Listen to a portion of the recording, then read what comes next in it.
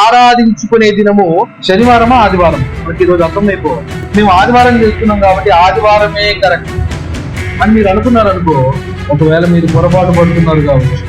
ఎందుకు క్రైస్తవంలో ఈ అభ్యంతరం ఇంకా ఇంత బలంగా ఉంది అనే విశేషాలతో ఈరోజు స్పష్టంగా అర్థం చేసుకోవడానికి ప్రయత్నం చేద్దాము. ఆ దినమును గూర్చి, ఆ గడియను గూర్చి తండ్రి మాత్రమే గాని ఏ మనుషుడైనను, పరలోకమందున్న దూత అయినను, కుమారుడైనను ఎరుగడు. వాటిని తెలుసుకొనుట మీ పని కాదు. ఒకవేళ మీరు ఆ పని పెట్టుకున్నా కూడా మీకు అది వల్ల పడదు అనేది దేవుని ఉద్దేశం. సైంటిస్టులు దీని గురించి మాట్లాడుతూ ఏమన్నారో తెలుసా? Time is the fourth dimension of the universe. దేవునికి మన 1000 సంవత్సరములు 3 గంటలతో సమానం. దేవుని 6 దినాలు. దేవుని 6 దినాలు అంటే మనకి ఎన్ని సంవత్సరాలు? అంటే దేవుని విశ్రాంతికి, మనుషుల విశ్రాంతికి తేడా ఉంది. మీరు విశ్రాంతి దినాలను అయితే బాగుగా పాటించారు, కానీ నా విశ్రాంతిలోకి మీరు ప్రవేశింపరు. ఇది దేవుని సమయం అని అనుకుంటున్నామా, లేకపోతే మన సమయం అని అనుకుంటున్నామా? ఇక్కడ జాగ్రత్తగా పరిశీలించాల్సిన విషయం. మీ పితరులు ఆ వాగ్దానాన్ని తప్పిపోయారు. వారు నా విశ్రాంతిలోకి ప్రవేశించలేదు. గుర్తెప్పుడు గుర్తే కానీ సత్యం కాదు, నీడెప్పుడు నీడే గాని వాస్తవం కాదు. అసలు మనం బ్రతికేదే దేవుని విశ్రాంతి దినములో. దురదృష్టవశాత్తు క్రైస్తవం 2 ముక్కలుగా విడిపోయింది, కానీ ఏ ముక్క దేవుని పనికి రావడం లేదు. ఒకడు ఒక దినములో దేవుణ్ణి ఆరాధిస్తే వాడిని పోయి అభ్యంతరపరిచి మీరు అభ్యంతరం పడకండి. కనుక బైబిల్ గ్రంథాన్ని చాలా జాగ్రత్తగా చదివితే నువ్వు చేయవలసిన, ఈ భూమి మీద చేయవలసిన ప్రతి ధర్మ కార్యము దాంట్లో చాలా స్పష్టంగా, చాలా సింపుల్ గానే రాశాడు.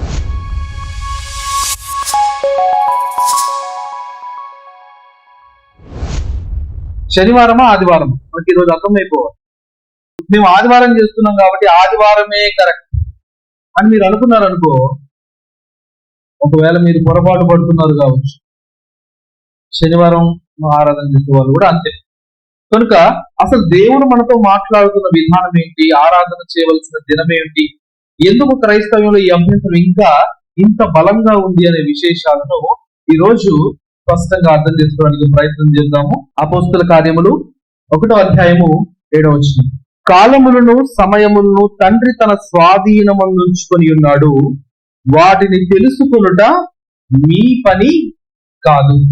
చూడండి, తండ్రి తన ఆధీనములో ఉంచుకొని ఉన్నాడు. జాగ్రత్తగా చదవాలి. అక్కడ ఏమన్నా రాయబడిందంటే తండ్రి తన ఆధీనంలో ఉంచుకొని ఉన్నాడు. అంటే కుమారునికి దీని మీద ఆధీనము లేదనే విషయాన్ని ఇక్కడ గ్రహించడానికి మనము కొంత ప్రయాసపడతాం. ఆ విషయాన్ని మీకు అర్థం చేయించడం కోసము మత్తయి సువార్త 24వ అధ్యాయము 36వ వచనాన్ని మీకు చూపిస్తున్నాను. ఒకసారి చూడండి.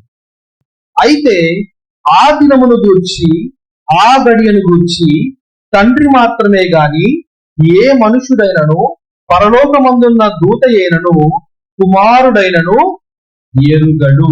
ఏ సమయాన్ని గురించి, ఏ గడియను గుర్చండి?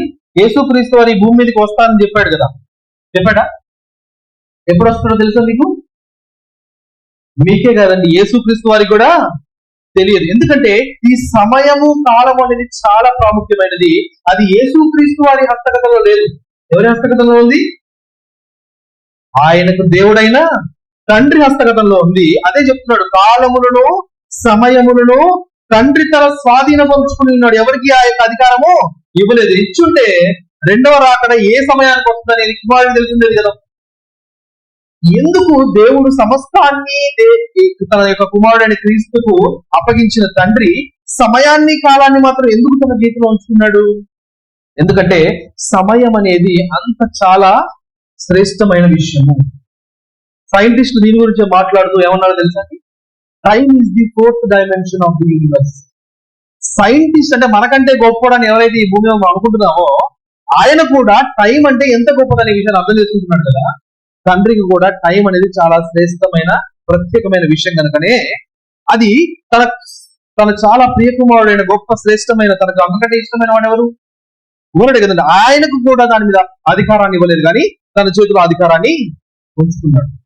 ఇప్పుడు దీన్ని అర్థం చేసుకోవాలంటే మన వల్ల కదండి. అందుకే ఏం చేశారంటే ఇది మన పని కాదంటున్నాడు. ఏమన్నా చూడండి, వాటిని తెలుసుకొనుట మీ పని కాదు. ఒకవేళ మీరు ఆ పని పెట్టుకున్నా కూడా మీకు అది వల్ల పడదు అనేది దేవుని ఉద్దేశం. అయినప్పటికీ దేవుడు ఆ సమయాన్ని మనం అర్థం చేసుకోవడానికి కొన్ని విశేషమైన విషయాలు బైబిల్ గ్రంథంలో రాయించి ఉంచాడు. వాటిని అర్థం చేసుకోవడం ద్వారా ఇందాక మనం అనుకున్నాం కదండి, ఏ దినమున మనము ఆరాధన దీనికి దానికి లింక్ ఏంటో మనం ఆలోచించాలి. చాలా చక్కగా ఉంటుంది. ఒకసారి చూడండి, కీర్తనల గ్రంథము 90వ అధ్యాయము 4వ వచనం. కీర్తనల గ్రంథము 90వ అధ్యాయము 4వ వచనం. నీ దృష్టికి, అంటే ఎవరి దృష్టికి? భక్తుడు చెప్తున్నాడు దేవుని దృష్టికి అంట. దేవుని దృష్టికి 1000 సంవత్సరములు గతించిన నిన్నటి వలెనున్నవి, రాత్రి అందలి ఒక జాము వలెనున్నవి. అంటే ఒక దినం కూడా కాదంట, రాత్రి అందలి ఒక జామ్ అంట. అంటే ఒక జాముకి ఎన్ని గంటలు? 3 గంటలు కదా. ఒక దినం అంటే మీరు 24 గంటలు అనుకుంటున్నారేమో, 24 గంటలు కూడా కాదు. దేవునికి మన 1000 సంవత్సరములు 3 గంటలతో సమానం. దేవుడు ఎంత గొప్పవాడు చూసారా? దేవుడి సమయానికి మన సమయానికి ఎంత వ్యత్యాసం ఉందో మీకు అర్థమవుతుందా? అంటే దేవుడు ఎప్పుడైనా సమయం గురించి మాట్లాడాడంటే ఇక మన సమయాలతో లెక్క పెట్టడానికి అది మనకి అందేది కాదు. కనుక ఈ వ్యత్యాసాన్ని బాగా జ్ఞాపకం చేసుకోవాలి. భక్తులు బాగా ఈ విషయాన్ని అర్థం చేసుకున్నారండి. భక్తులు బాగా ఈ విషయాన్ని అర్థం చేసుకొని కొన్ని మాటలు మాట్లాడుతున్నారు. చూడండి, కీర్తనల గ్రంథము 39వ అధ్యాయము 5వ వచనము. కీర్తనల గ్రంథము 39వ అధ్యాయము 5వ వచనము. నా దినముల పరిమాణము నీవు బెత్తెడంతగా చేసి ఉన్నావు, నీ సన్నిధిని నా ఆయుష్కాలము లేనట్టే ఉన్నది. భక్తుడికి బాగా జ్ఞానం కలిగింది కాబట్టి మాట మాట్లాడుతున్నాడండి. మనకు అర్థం కావటంలే. భక్తుడికి బాగా తెలుసు మన 1000 సంవత్సరములు దేవుడికి 3 గంటలతో సమానం అని తెలుసు కాబట్టి ఆయన ఏమంటున్నాడంటే, నా దినముల పరిమాణం అంటే ఏంటి? నేను బ్రతికే దినములన్నీ నీకు బెత్తెడంతగా ఉన్నాయి. మన 100 ఏళ్ళు దేవుడికి ఎంత? బెత్తెడు. బెత్తెడు అంటే చాలా చిన్నదే కదా. ఈ కీర్తనకారుడైన దావీదు దేవుని యొక్క జ్ఞానాన్ని ఎరిగిన వాడిగా, దేవుని యొక్క దినము మనుషులకు చాలా గొప్ప గొప్ప సంవత్సరాల సమూహం కాబట్టి నా దినాలు ఎంత ఉంటాయి ఆయన దృష్టిలో బెత్తెడంతగా ఉంటాయి అని అర్థం చేసుకుంటాడు. మీరు ఎప్పుడైనా ఆలోచించారా? దావీదుకు ఆ విషయం తెలిసింది. మనకి ఇవ్వబడిన ఈ కొద్ది కాలంలో ఓపిక పట్టుకొని, ఇది చాలా తక్కువ కాలం, మనకి చాలా శాశ్వతమైన జీవితం ఉంది, ఆయన దినాలు మనకంటే చాలా గొప్పవి, ఆయన లెక్కల్లో మనం బ్రతకాలి, మన లెక్క చాలా చిన్నది అని మనం అర్థం చేసుకుంటే ఉన్న ఈ కొద్ది కాలంలో ఒళ్ళు దగ్గర పెట్టుకుని ఒబీడియంట్ గా బ్రతుకుతాం. ఇదే రహస్యం. మన యాటిట్యూడ్ మారడానికి ఇదే రహస్యం. ఇది చాలా చిన్న సమయము. భక్తులు అందరూ అర్థం చేస్తున్నారు కాబట్టి ఎంత కష్టం వచ్చినా కొద్ది కాలమే కదా ఓపిక పడదాంలే అనుకున్నారు కాబట్టి వారు కొద్ది కాలం ఓపిక బట్టి నిరంతర కాలపు సుఖాన్ని అనుభవించగలుగుతున్నారు. మీకు అర్థమవుతుందా? దేవుని సమయానికి మనుషుల సమయానికి ఎంత వ్యత్యాసం ఉందో మీకు అర్థమైంది కదా. ఇప్పుడు అసలైన విషయంలోకి వెళ్దాం. అదేంటో తెలుసా అండి? విశ్రాంతి దినము అనగా ఆరాధించుకునే దినము ఆదివారమా శనివారమా? మీకు ఒక చక్కని విషయాన్ని చెప్తాను. ఆది కాండంలో దేవుడు మహాజ్ఞానాన్ని రాయించాడు. ఒకసారి చూద్దాం. చూడండి, ఆది కాండం 4వ దినాలు దేవుడు ఏం చేస్తున్నాడు? ఆకాశ విశాలంలో జ్యోతులను చేస్తా ఉన్నాడు. 2 జ్యోతులు, ఒకటేమో పగటిని ఏలడానికి, ఇంకోటి రాత్రిని ఏలడానికి. అప్పుడు అస్తమయమును ఉదయమును కనుక ఏమైంది? 4వ దినం ఉంది. ఏంటయ్యా ఇదంతా మాకు తెలియని విషయం, రోజు మేము చదువుకున్నదే కదా, ఇంత విడమర్చేందుకు చెప్తున్నావు అని మీరు అడిగితే ఇక్కడే మనం అర్థం చేసుకోవడానికి ఒక చక్కని మహాజ్ఞానం ఉంది. ఏంటో తెలుసా అండి? దేవుడు 4వ దినమున సూర్యుడు చంద్రుడు చేస్తే మొదటి 3 దినాలు పగలు రాత్రులు ఎలాగా అయ్యాయి? అర్థమైందా మీకు? దేవుడు 4వ దినాన సూర్యుని చంద్రుని చేశాడు కదా, మొదటి 3 దినాలు పగలు రాత్రులు ఎట్లా వచ్చాయి? 3 దినాలు ఎట్లా కలిసాయి? వచ్చిందా మీకు ఎప్పుడైనా డౌట్ వచ్చిందా? అనేక మందికి వస్తుంది. ఎందుకు రాదండి? ఏదన్నా పెద్ద విషయమా అది అర్థం చేసుకోవడం? ప్రశ్న వేయడం పెద్ద విషయమా? కావు కదా. అసలు సూర్యుడు చంద్రుడు లేకుండా దినాలు ఎట్లా అయ్యాయండి? ప్రియులారా, మనం ఇందాకే మాట్లాడుకున్నాము, దేవుని యొక్క సమయానికి మనుషుల యొక్క సమయానికి పొంతన లేదు. దేవుని యొక్క ఒక్క దినము మనుషులకు 1000 సంవత్సరములు. అంటే దేవుడు మన కొలతతో సమయాన్ని కొలవటం లేదు. మన కొలత ఏంటో తెలుసా అండి? 24 గంటలు దినం అంటే మన కొలత ఏంటి? 24 గంటలు. కానీ దేవునికి ఆ కొలత లేదు.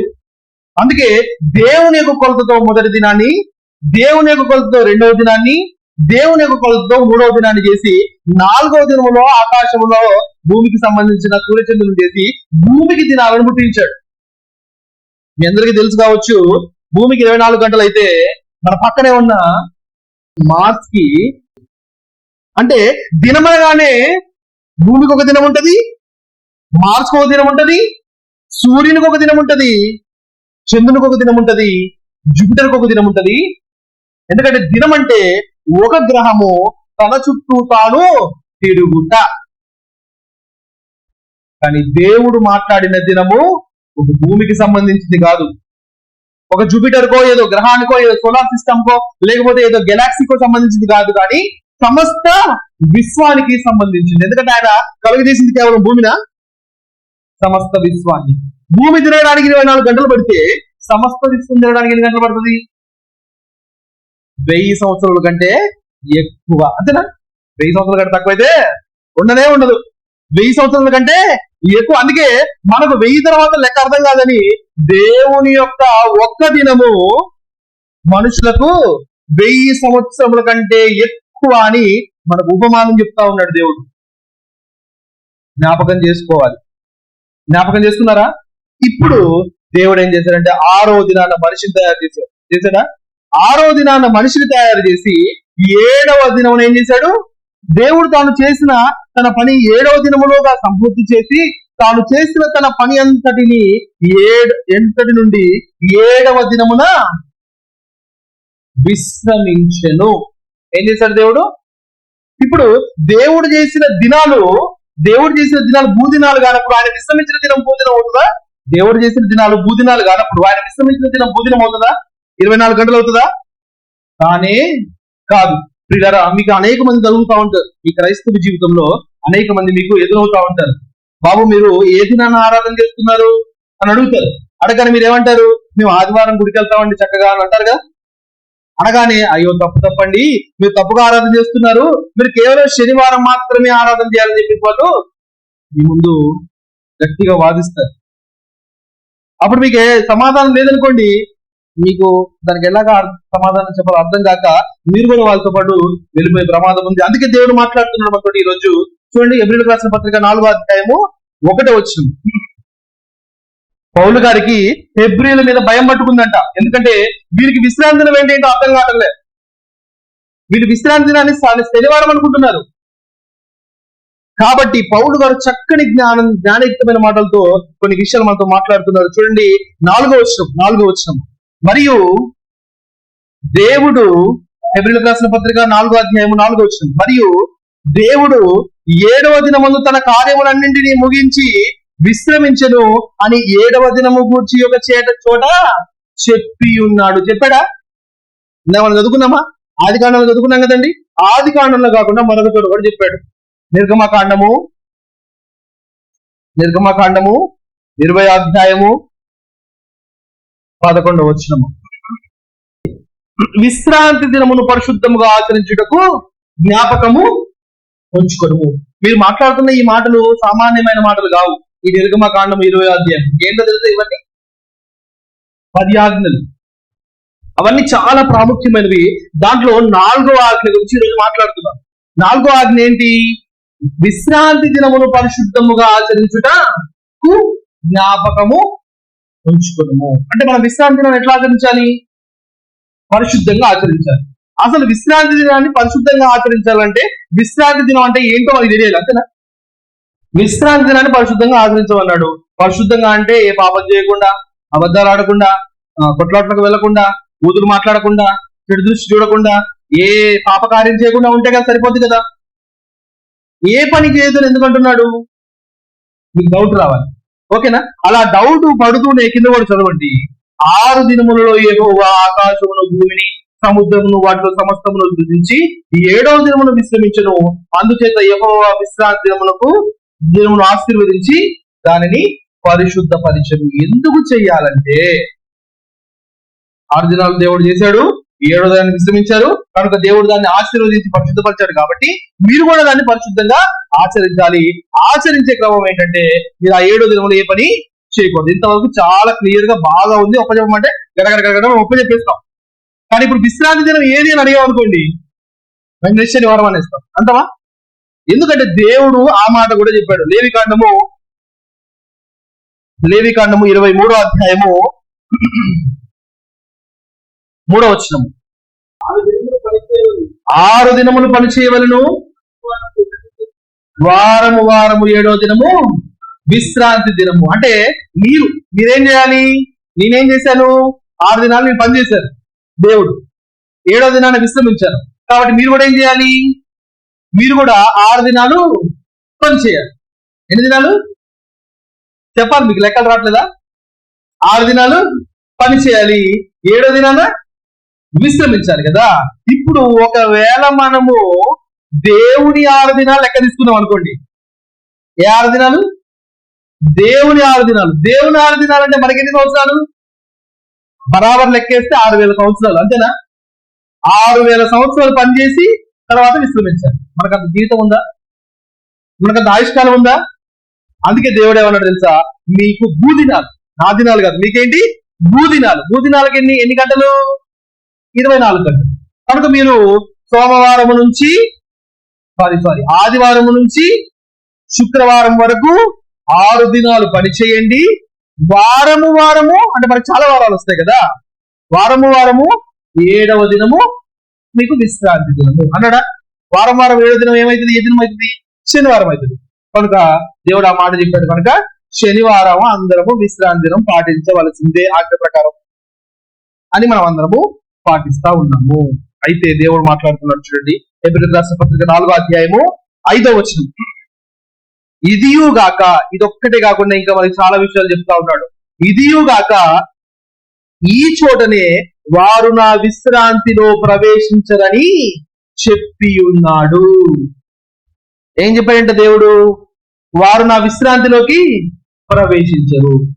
ఎవరు ప్రవేశించరు? ఎవరైతే, జాగ్రత్తగా విన్నారు, ఎవరైతే ఈ వారము విశ్రాంతి దినాలు చేస్తా ఉన్నారో, అంటే శనివారాలు విశ్రాంతి దినం చేస్తా ఉన్నారో, వారు నా విశ్రాంతిలోకి ప్రవేశించరు. అంటే దేవుని విశ్రాంతికి మనుషుల విశ్రాంతికి తేడా ఉంది. నువ్వు ఎన్ని విశ్రాంతి దినాలనే చెయ్యి, నీ విశ్రాంతి దినాలు, నీకు దినాలు, కానీ నువ్వు నా విశ్రాంతిలోకి ప్రవేశించవు అని చెప్తా ఉన్నాడు. ఎందుకు ప్రవేశించడం లేదు కింద రాస్తా ఉన్నాడు. ఎందుకు ప్రవేశించలేరు లేదంటే చూడండి, కీర్తనల గ్రంథము 95వ అధ్యాయము 10 నుంచి 11 వచనాలు. కీర్తనల గ్రంథము 95వ అధ్యాయము 10 నుంచి 11 వచనాలు. దేవుడు ఏం చేస్తున్నాడో తెలుసా? ఇశ్రాయేలీయులకు ఒక ఆజ్ఞ ఇచ్చాడు, 4వ ఆజ్ఞ. మీరు నా విశ్రాంతి దినాన్ని పరిశుద్ధంగా ఆచరించాలని చెప్పాడు. వాళ్ళు ఏం చేస్తున్నారు? శనివారం విశ్రాంతి దినాలు చేస్తా ఉన్నారు. చేస్తున్నారా? ప్రతి శనివారం చేసేవాళ్ళు తప్పక చేస్తున్నారు కానీ విశ్రాంతి దినాలు అయితే చేస్తున్నారు కానీ వారి హృదయాలట దేవుని తట్టుకు లేవట. వారి హృదయాలను దేవుని ఆజ్ఞల వైపుగా లేవట. ఆజ్ఞలతో వారిని వేరు చేసినప్పుడు, అంటే పరీక్ష చేసినప్పుడు వారు దేవుని ఆజ్ఞల ముందు దోషులుగా ఉన్నారట. అందుకేమంటున్నాడు తెలుసా? మీరు విశ్రాంతి దినాలను అయితే బాగుగా పాటించారు కానీ నా విశ్రాంతిలోకి మీరు ప్రవేశింపరు అని చెప్తున్నాడా? మరొకసారి చదవండి. కీర్తనల గ్రంథము 95వ అధ్యాయము 11వ వచనము. కీర్తనల గ్రంథము 40 ఏండ్ల కాలము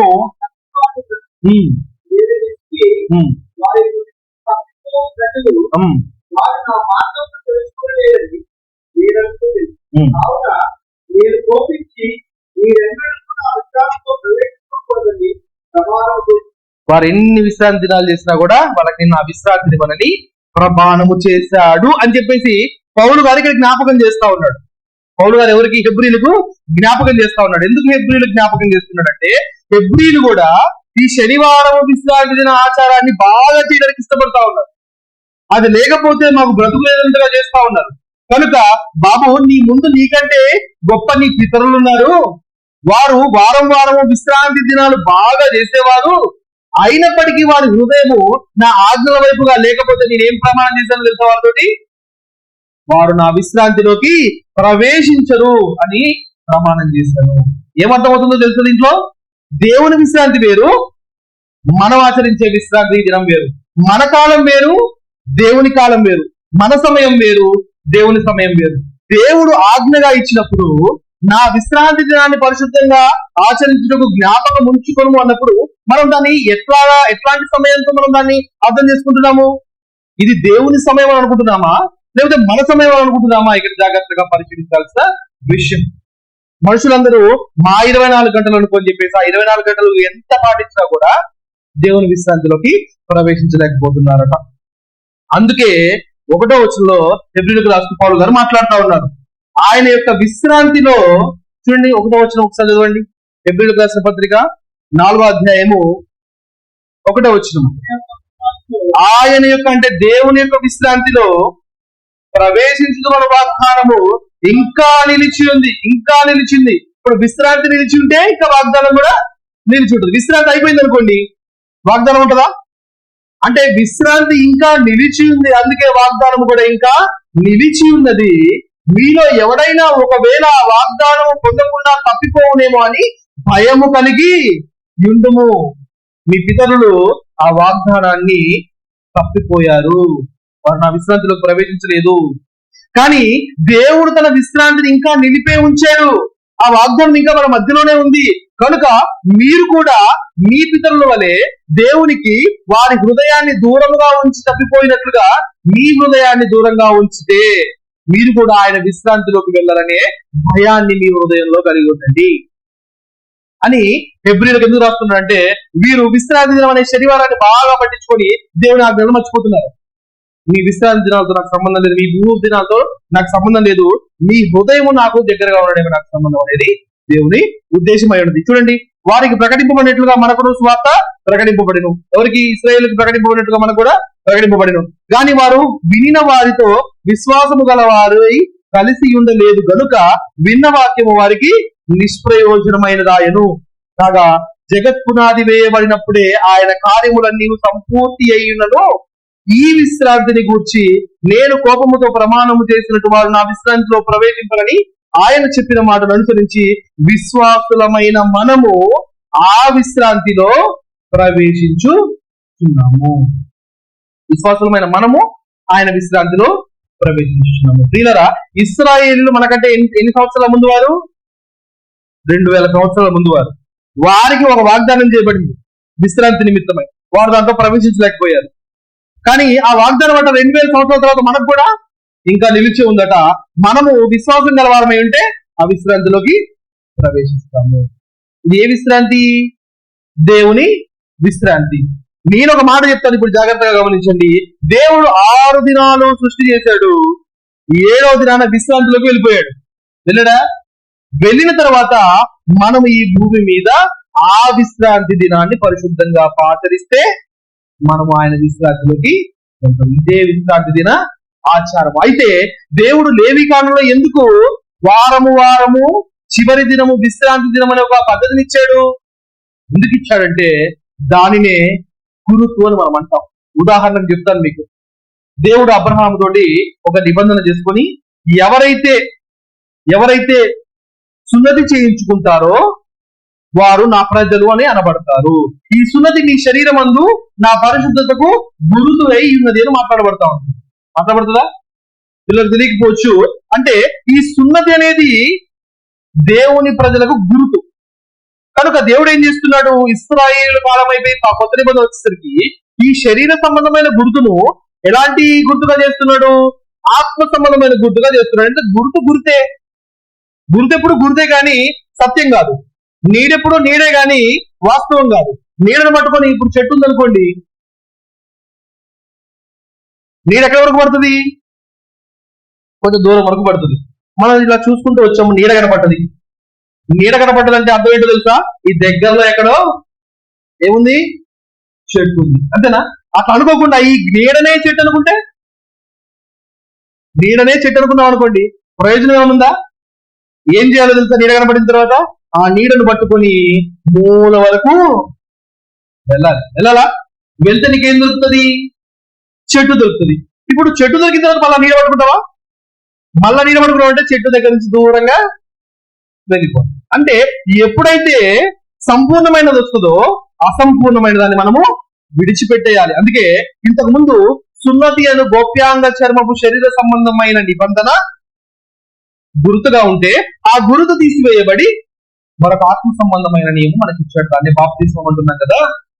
అలాగే కదా యాజకత్వం మొదలుకొని మిగతా శరీర సంబంధమైన ఇశ్రాయేలీల అన్ని కార్యాలకు ఆత్మ సంబంధమైన గుర్తులను మనకు పొందుకుంటా ఉన్నాము.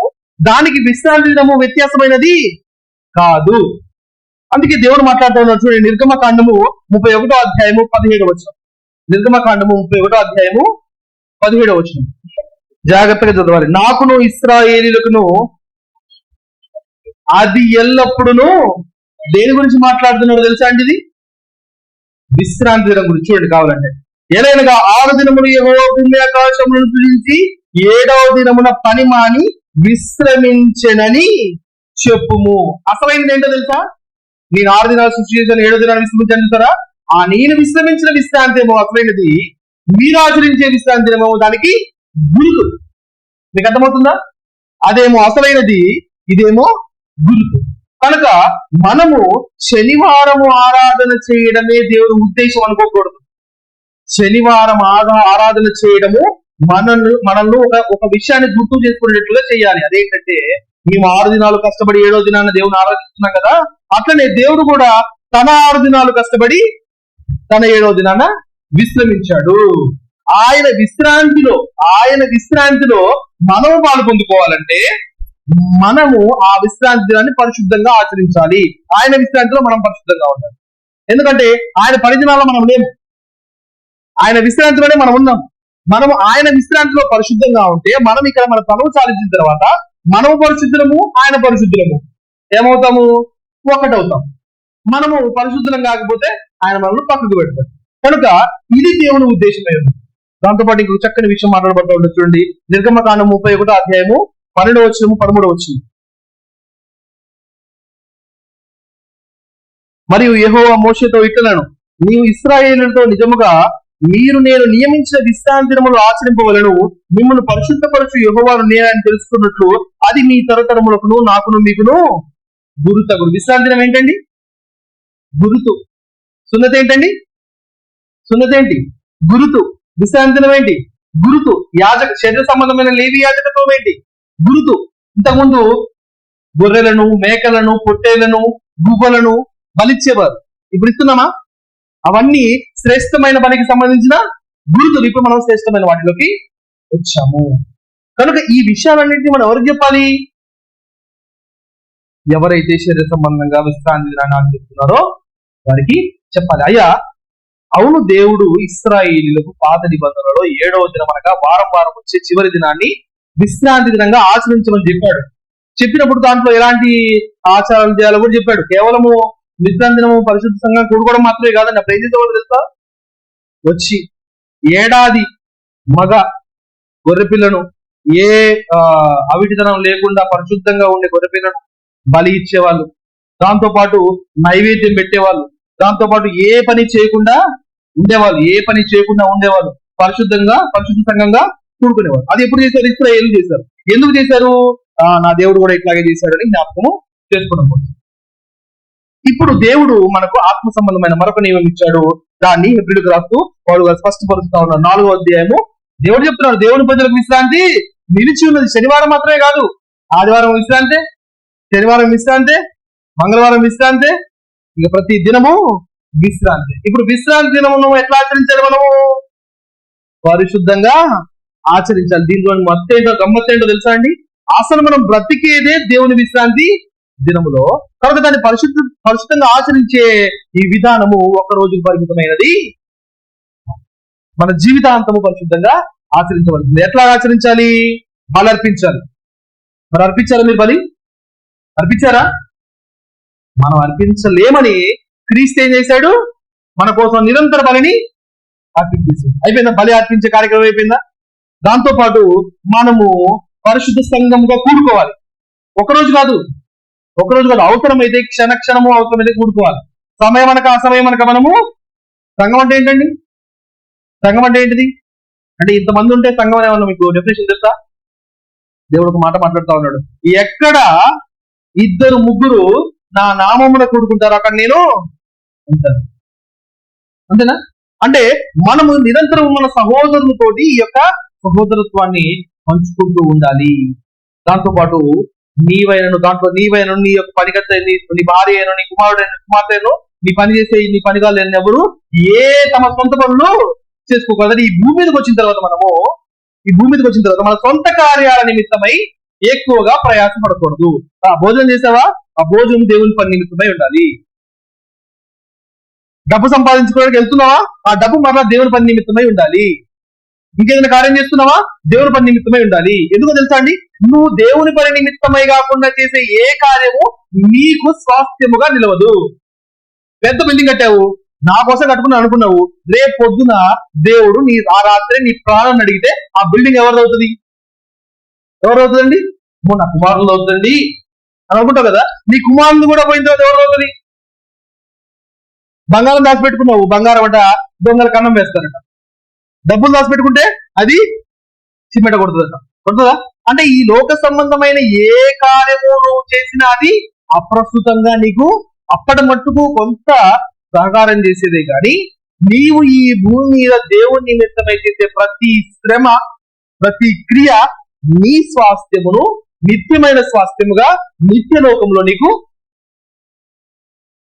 సమకూర్చబడినట్లుగా చేస్తా ఉంది. అందుకే దేవుడు అంటున్నాడు, నీవు, నీ కుమారుడు, నీ కుటుంబము, నీ సంఘము నీ సొంత పనులు చేసుకోకండి.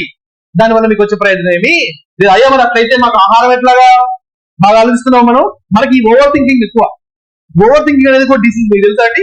ఇంతకుముందు దీన్ని డిసీజ్ గా కన్సిడర్ చేసేవాళ్ళు కాదు. Over thinking is this dangerous disease. అంటే ఒకరు తాను పడిన ఈ లోక సంబంధమైన కష్టము, ఈ లోక సంబంధమైన కొద్ది కాలపు సుఖాన్ని ఏమన్నా ఇస్తుందేమో, అది కూడా డౌటే, గ్యారంటీ ఏం లేదు.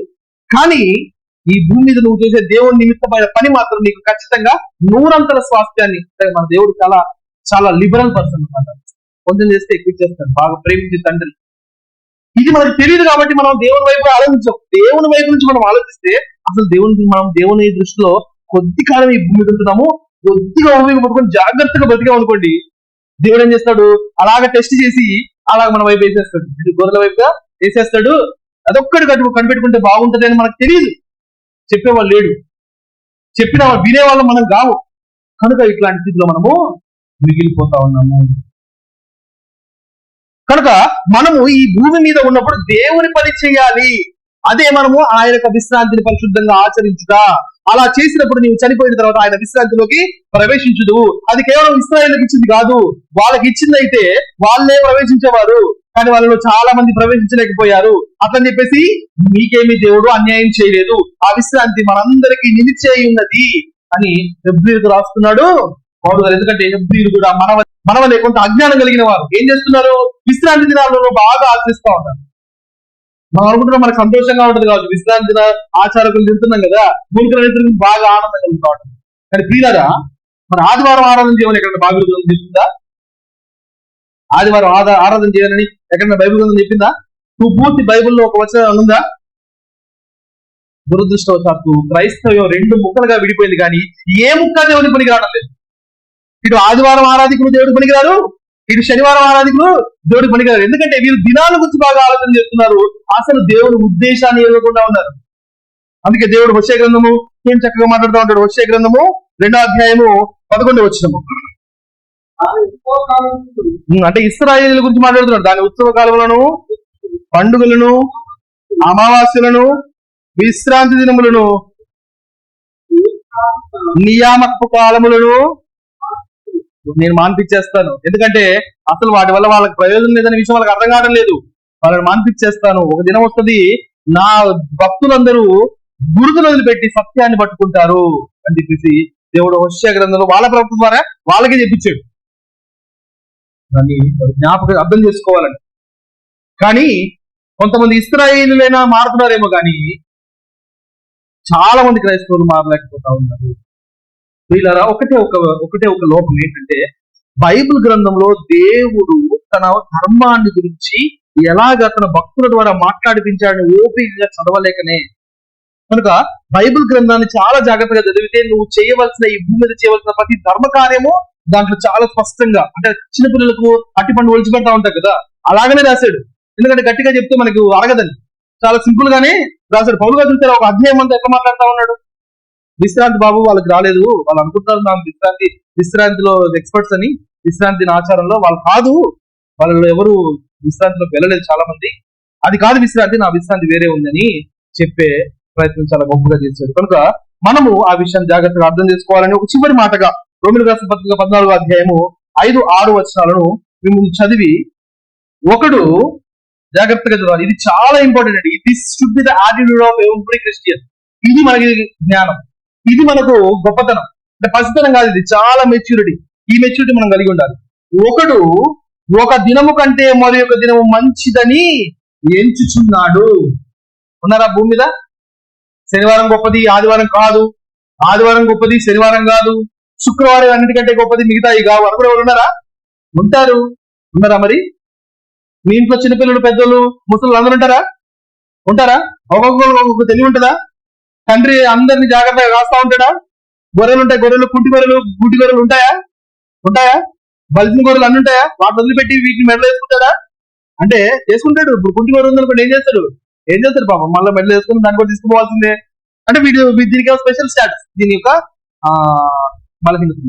కనుక భూమి మీద దినాలను ఎంచే వాళ్ళు ఉంటారు. ఒకడు చూడండి, ఒకడు ఒక దినము కంటే మరి ఒక దినము మంచిదని ఎంచుచున్నాడు, మరి ఒకడు ప్రతి దినమును సమానమని ఎంచుచున్నాడు. బలవంతుడున్నాడు, బలహీనుడున్నాడు. ఇప్పుడు ఎట్లాగా వీళ్ళని బ్యాలెన్స్ చేయడం?